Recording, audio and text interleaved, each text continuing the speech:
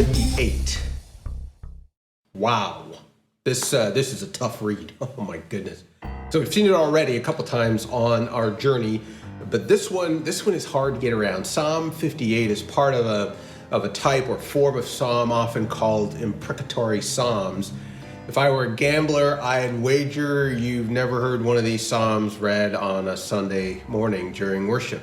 Harsh, vindictive, vicious, cruel, graphic, completely graceless, and brimming with intensity.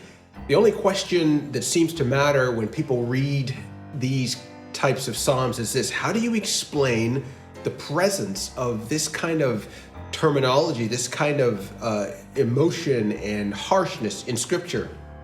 So the term imprecatory is applied to a certain type of psalm and other portions of Scripture that invoke or threaten evil upon the wicked, or contain solemn warnings of the inevitable punishment of sin.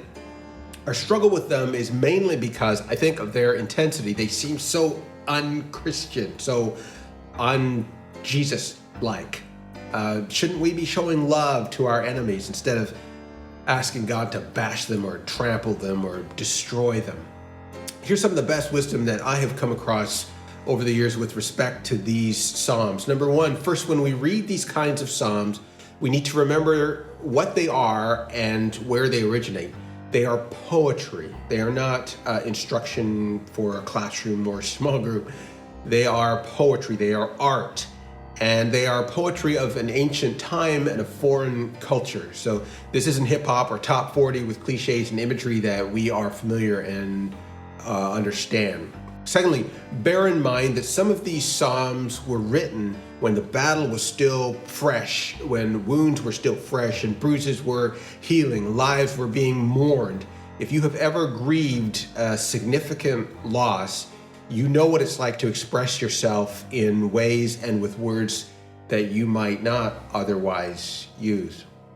Third, these are not written about the guy who cut you off in traffic. These enemies, the enemies that are cursed here, are people who break every moral law and defy God. The psalmist identifies himself with Yahweh's cause.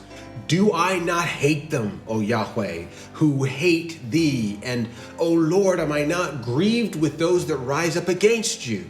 I hate them with a perfect hatred. They have become my enemies. They're my enemies, God, because they are your enemies.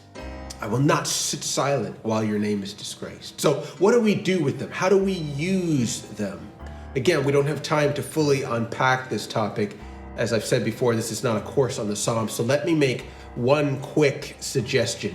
Use them as artistic, poetic, and spiritual words to declare against our spiritual enemy. We'll maybe talk a little bit more about that in Psalm 59. But for now, that's Psalm 58.